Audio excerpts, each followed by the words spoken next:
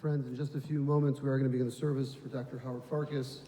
On behalf of the family, I want to thank everyone for joining us here, and especially those who are joining us via live stream. Just a gentle reminder, if anybody has a cell phone, please take a moment to make sure it's on silent. Officiating today's service today is Rabbi Ari Hart.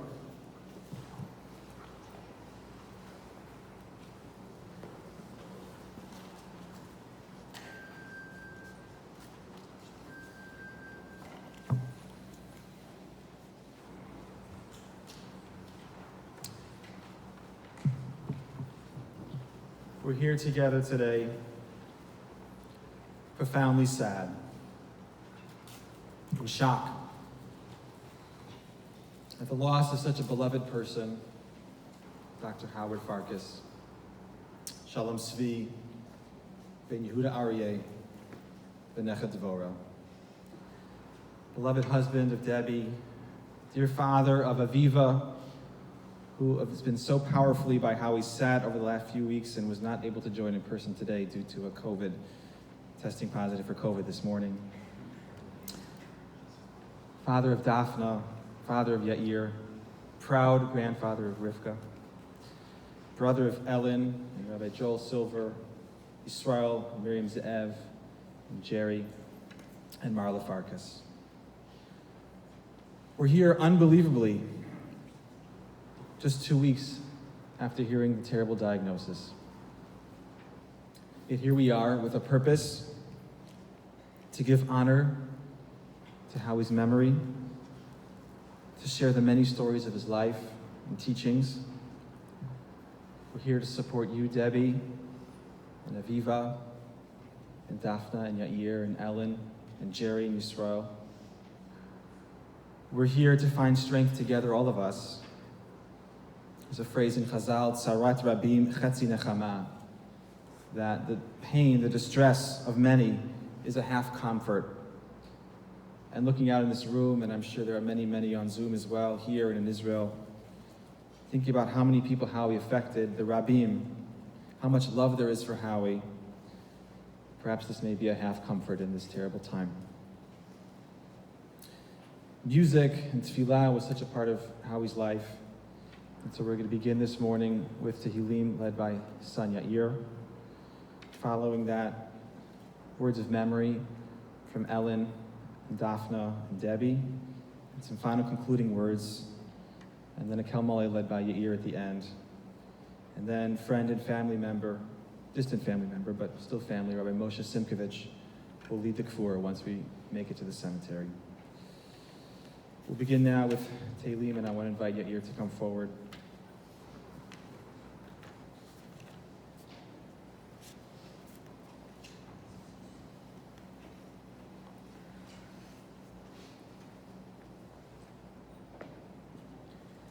Mizmor David, Adonai ho'i lo echsar, bin od sheyabitzeni, al mei menuchot yinahaleini, nafshi yeshovev yancheni b'maglei tzedek, למען שמו,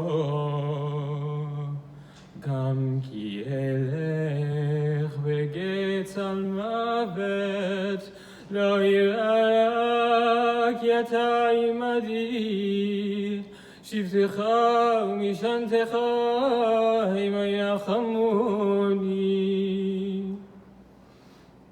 תערוך לפני שולחן נגד צורריי, דישנת בשמן ראשי, כוסי וים,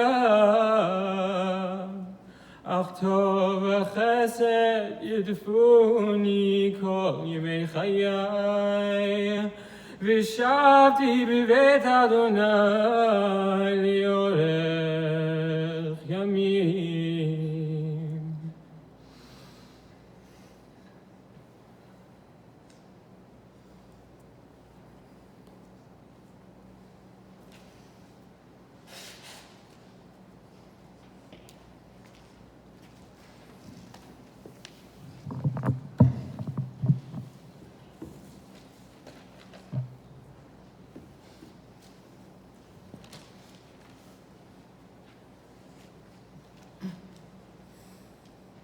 Shockingly, sadly, I am here from Israel to say goodbye to my youngest brother, Howard.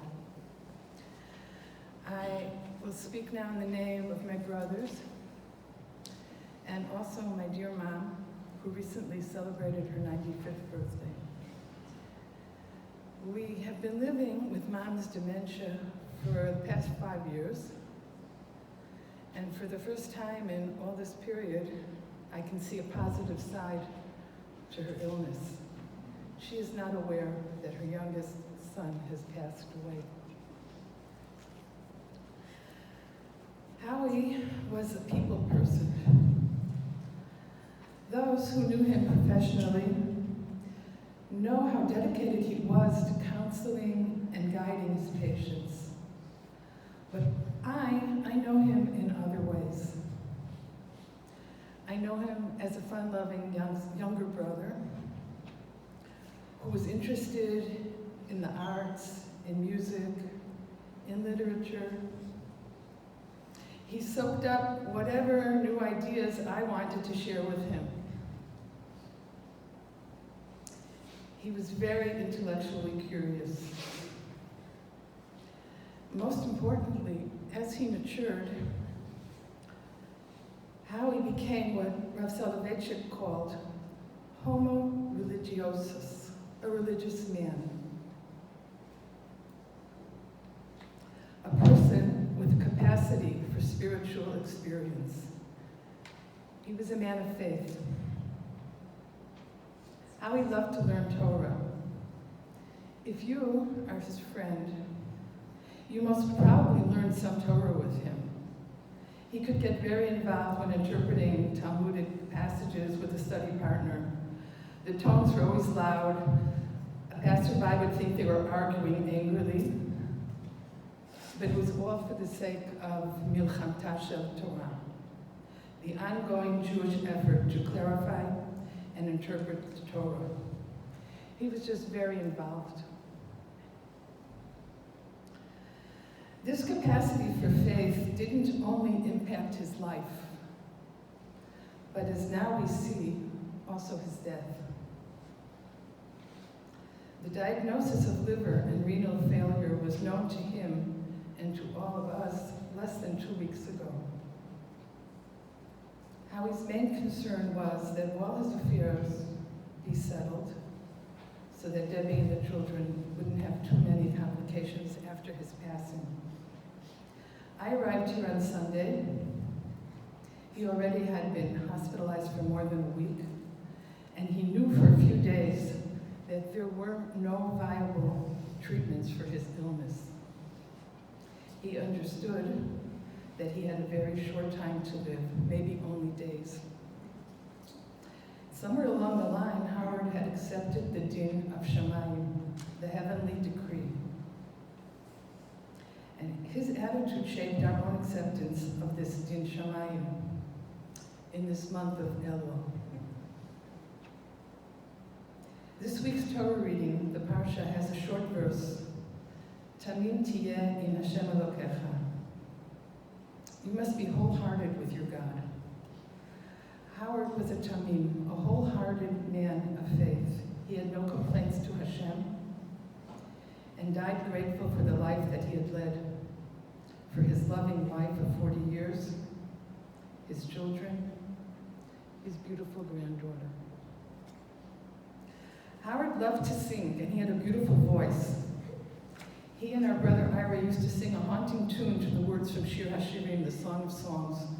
Moshcheni acharecha v'narutza, heviani hamelech chadarav. All of our family and many of Howie's friends identify him with that song. Draw me after you, let us run. The king has brought me to his chambers, let us rejoice. That's what it says in Shir HaShirim.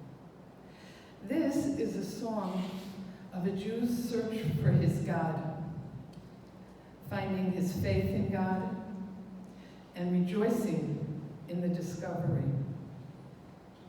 The king has actually brought Howie to his chambers. Let us rejoice.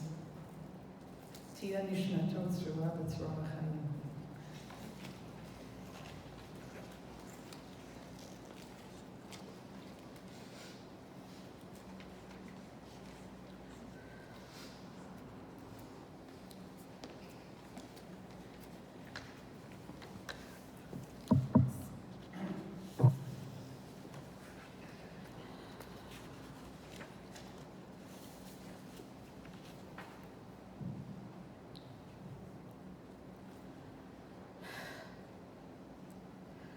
Along with the excruciating pain of losing our beloved father, my siblings and I have deep gratitude for the time we had with him, both as children and as adults. As a child, I had an idea in my head of who my father was, someone who read us Harry Potter with silly voices, sang beautiful Shabbat Smirot, and occasionally helped out with our homework. However, once I left the proverbial nest to live thousands of miles away, I began to appreciate the complexity of my father's history and approach to life that was far deeper than I ever realized when I lived with him and had the luxury to accept his unique worldview as a given. I quickly found out that certain assumptions I had my whole life weren't actually based in any reality. For instance, our family used to be members of an egalitarian minyan. Logically, I'd always assumed that my mom, the feminist Barnard woman who kept her maiden name, was the one who pushed them to join. Imagine my surprise when Ima told me it was actually Abba who was the driving force behind their membership. Looking back, I shouldn't have been surprised. When my father was introduced to new ideas, he didn't automatically reject them, like many of us, myself very much included, would be inclined to do. He got excited. He always wanted to hear more about each individual's perspective and learn more about the history and context of, well, everything. Because of that, I grew up in a household where it was unremarkable to spend one weekend at a bar mitzvah in a conservative shul with my whole family sitting together, and the next one at our shul in West Rogers Park, where all the other kids went to Ari Crown instead of Hillel Torah.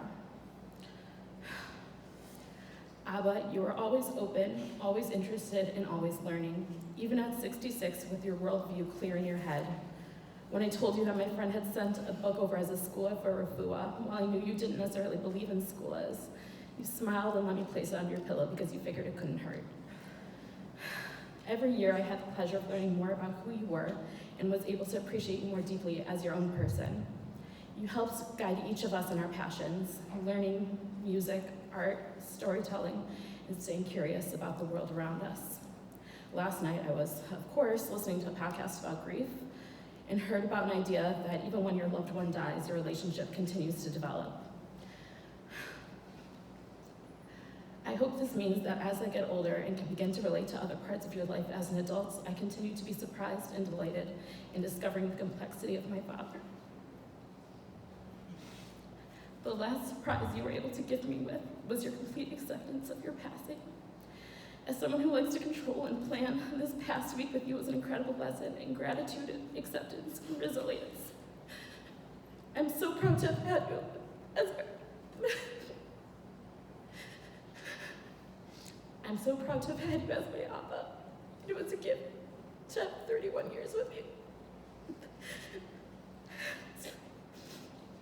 I learned so much and was loved so deeply.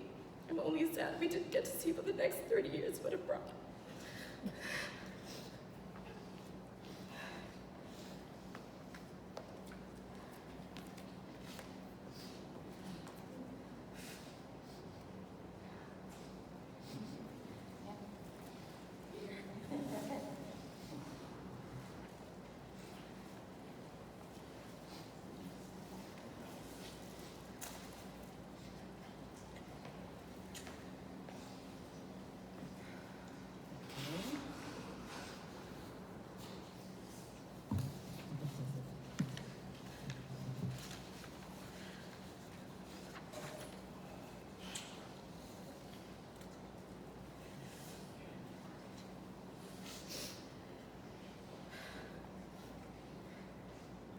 Howie was a dreamer. He told me that in high school, a teacher once threw an eraser at him to wake him up from his daydreams. While another teacher, who was more appreciative of who he really was, would ask him after class what he had dreamt about. And he had many dreams. He told me how people who knew him when he was young were surprised he graduated high school, let alone went on to get his PhD from Northwestern. I knew, though, that his dreams were buoyed by intelligence, passion, drive, warmth, and his innate ability to connect with others. He had a vision of what was possible and how to get there. Whether it was when the time was right to buy a house, when to move to Skokie, start his own practice, and write and publish his book. When he was working with people who struggled with disordered eating, he saw patterns in their pain and was able to develop theories and solutions that ultimately had a huge impact on the lives of his patients. He was always eager to share his process and thoughts with his patients and friends, which would help them develop insights alongside him.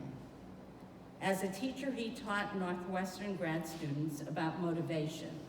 It wouldn't just share his ideas. He would happily soak up new insights and perspectives his students brought him as well. His whole life, he was engaged in dialogue and dreams and brought that same passion to all of his pursuits, whether it was learning Torah, discovering new music, or constantly consuming books on every topic. More than just his work, he brought his passion and his dreams home to his family. Originally, he tried to shape our family through his dreams and visions of the future, but quickly realized that the only way to parent our children was through respecting their own individual passions and pursuits. And as with his patients, students, and friends, he ultimately learned much more from them. Of course, as his wife, we shared visions of the future together as he continued to propel us forward. And as with others, we engaged in fascinating, thought-provoking discussions about what could be. Our life was a constant balancing act of his dreams and my practicality, and the beautiful reality that we created in between. Needless to say, it was never boring. Which is why, after 40 years of marriage, the last couple of weeks have been so surprising and challenging.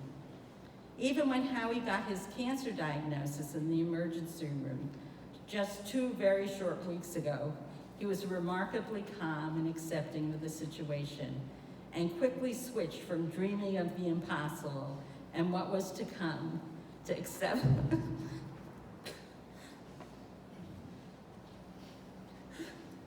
to accepting what was not fixable, and how much gratitude he had. Gratitude for his family, his friends, the beautiful Jewish community we were part of, as well as his writing community and his work, all of which brought him endless fulfillment and pride. Howie, we will miss you. I will miss you. I love you.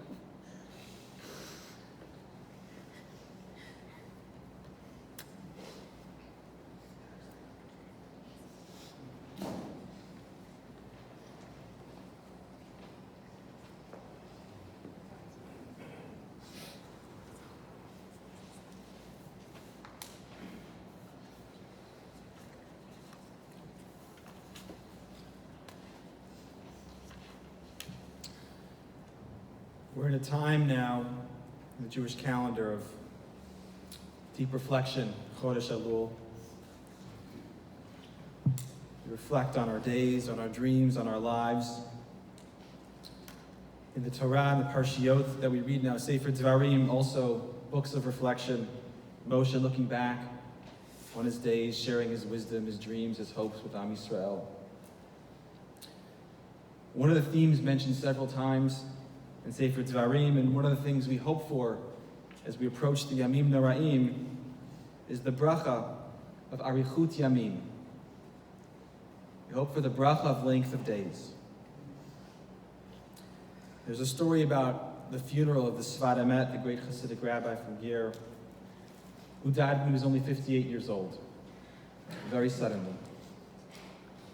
And the thousands of attendees at his funeral were shocked when his son, the Imrei Emes, said, "My father was blessed to have Arichut Yamim.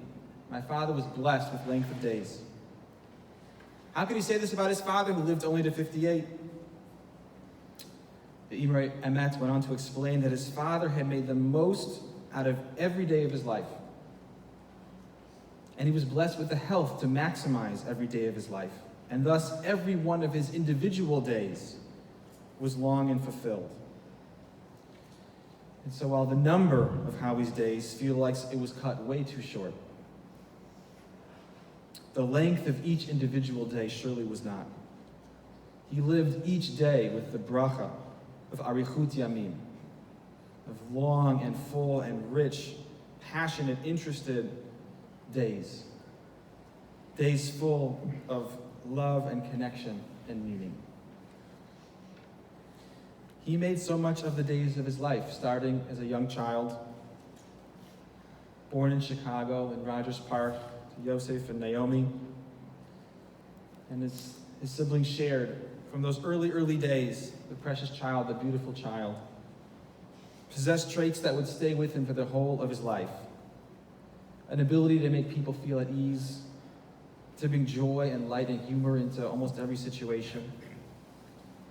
A deep and profound love of Torah, of Yiddishkeit, of Jewish music, and possessing a skill to see the nekudat tova, the potential small point of good in almost every person and everything. Howie's father, Joseph, the Chazan at Ezras Yisrael, grew up providing an environment of song, of smirot, of nigunim, of chazanut, and also a deep commitment to Torah education and Jewish life. Howie felt so at home in shuls. Whether it was Adas Yishurin as the Gabbai, or in the Egal Minyan in Rogers Park, at Or Torah at Skokie Valley, Howie felt at home in shuls, and shuls loved Howie.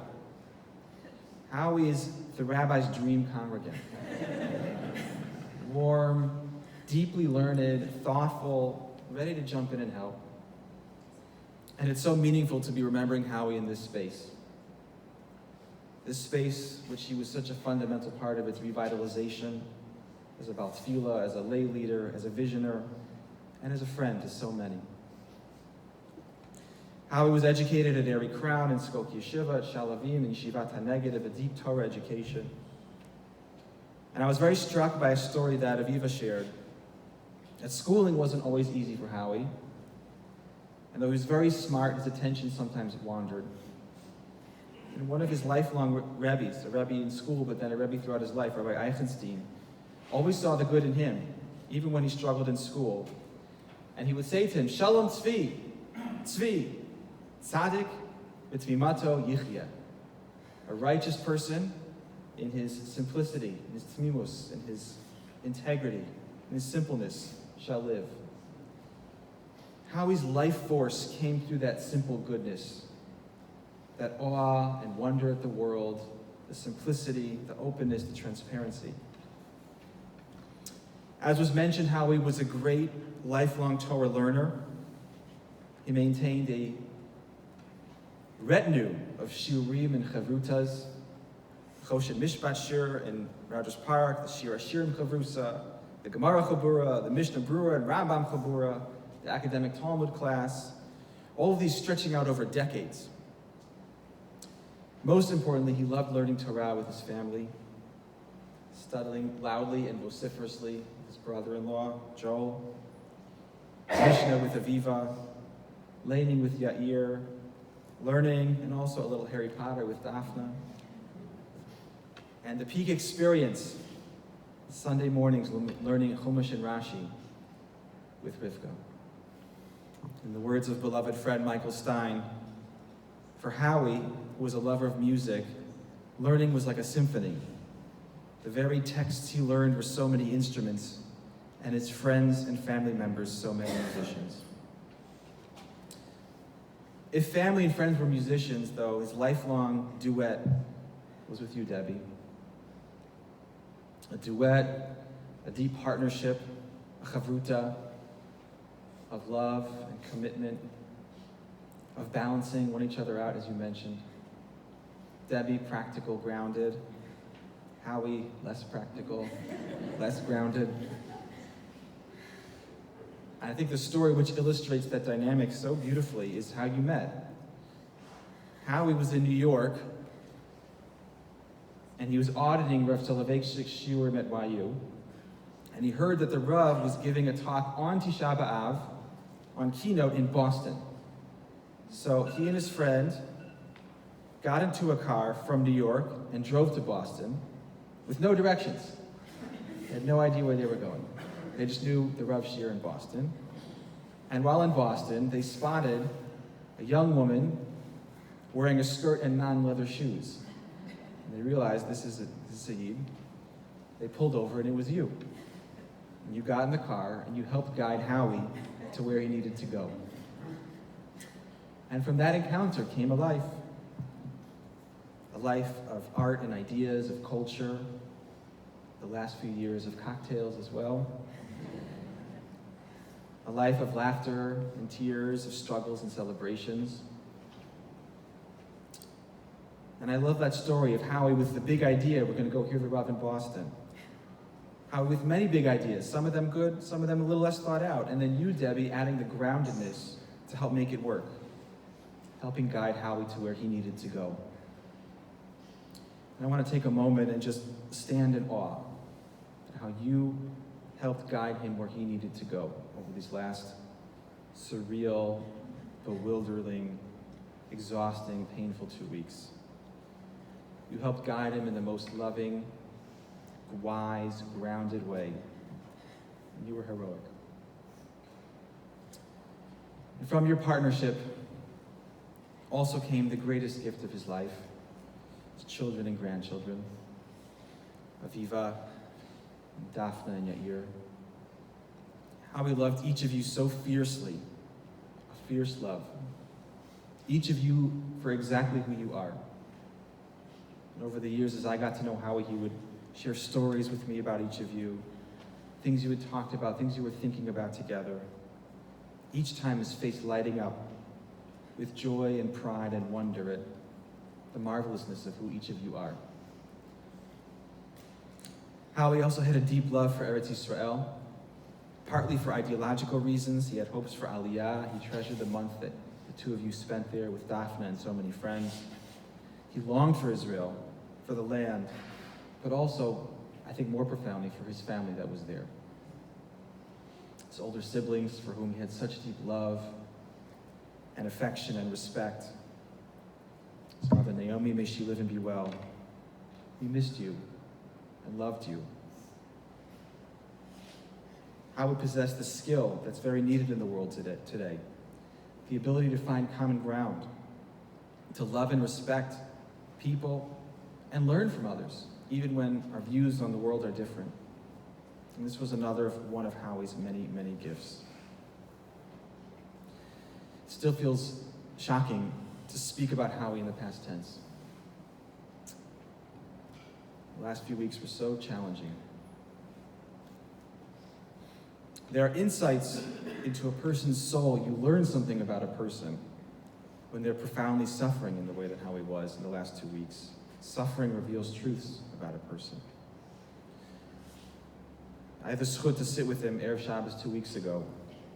That morning he received the diagnosis. He was already in tremendous physical pain, not to mention the emotional turmoil of hearing a diagnosis like that. And we sang Kabbalat Shabbat together, and he alternated between beautiful singing and sobbing. And when we finished singing, he had tears streaming down his face, and he poured out his heart. And what was in his heart was 100% gratitude and love. 100% gratitude and love. Gratitude and love for his children, each of you unconditionally loved. Gratitude and love for Debbie, for your partnership. Gratitude and love for you. You played such a beautiful role in the hospital, supporting him and singing with him. What a gift that you were able to be with him in that way. Gratitude and love for his siblings, his extended family. Gratitude and love for the community. He mentioned this over and over again. This community, the people in this room, the people watching on Zoom, the people beyond. Just this spirit of overflowing gratitude and love. I've never seen anything like it. And it wasn't just that night. For the next 2 weeks, it didn't stop. And it was such a profound gift to bear witness to that. I don't really have words for it. To see a man who was in so much pain, who could have been so angry or so sad, and instead found the good, not in the cancer, of course, but found the good in the people around him, found the good in his life, and just focused like a laser on that good through incredible suffering. It's an unbelievable gift to witness. I wish the whole world could have witnessed that. Our dear Howie, Shalom Tzvi, Kishmo Kain Hu. He is like his name. Shalom. Shalom, you had a powerful sense of shlemut, of wholeness and completeness. We don't. We feel very unwhole. We feel like something precious was taken far too soon. And we feel a profound sense of loss. But you, Shalom, had that sense of shlemut, of wholeness and completeness. And you had the tzmimut, tzadik b'tzimato yichyeh. You taught us about living a life with passion, with joy, with authenticity, with curiosity, with wonder. You taught us how to live with your heart on your sleeve, with your smile on your face, with tears in your eyes, often all at the same time. And we thank you for that teaching and for that gift. We are bereft without you. We hold the pain and the loss, and we strive to learn from your teachings, to be grateful for the time we had with you, to have known you and loved you. We hold those both at the same time. May the soul of Shalom Tzvi ben Yehuda Aryeh V'nechet Dvorah be bound to the bonds of life. And may his memory be a blessing for us all. I want to invite Yair to come forward.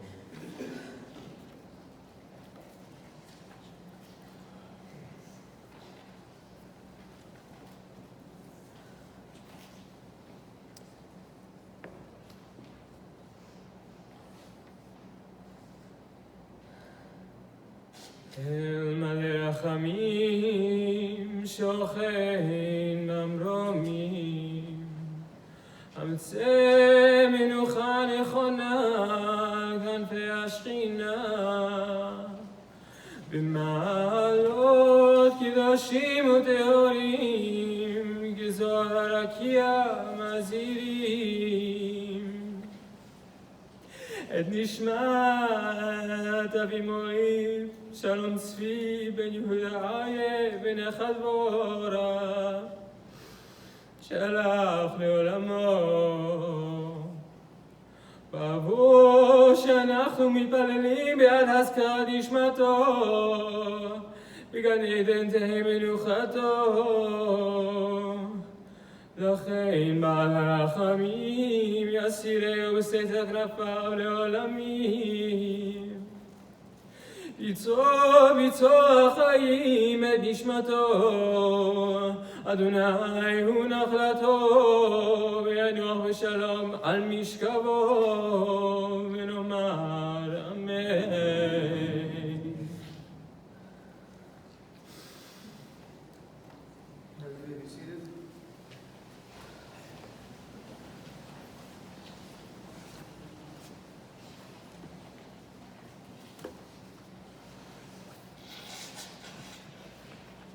Friends, this does conclude our service here in the shul. Interment will take place immediately at the family's plots at Waldheim Cemetery. On return from the cemetery, the family will be sitting Shiva at their home, 8924 Potawatomi Drive. Information for Shiva hours and for Shabbos, Mincha, and Marav is available on the service folder you may have received on the way in. If you did not receive them, they're available on the way out. Additionally, moral contributions in Dr. Farkas' memory can be made to Sophie Valley, a good at Jacob Synagogue, or to Amit. That information is, as well as the Shiva information, is available on the website as well. For those who wish to follow the hearse, to be malava the hearse a few feet, immediately after the service, we'll have the opportunity to do so just along East Prairie towards Dempster. For those who'd like to join the family procession to the cemetery, we'll be lining up along East Prairie facing south towards Dempster. Please make sure you obtain an orange funeral safety sticker as well as a flag to be placed on the rooftop portion of your vehicle. Please make sure that your hazard lights, bright headlights, are on at all times. Please drive as closely as safety permits to the car in front of you, especially when traveling through intersections. Also, please make sure you do not use your cell phone while in procession to the cemetery. This time, I'm going to ask everybody to please rise as we escort the family and the rabbi from the sanctuary.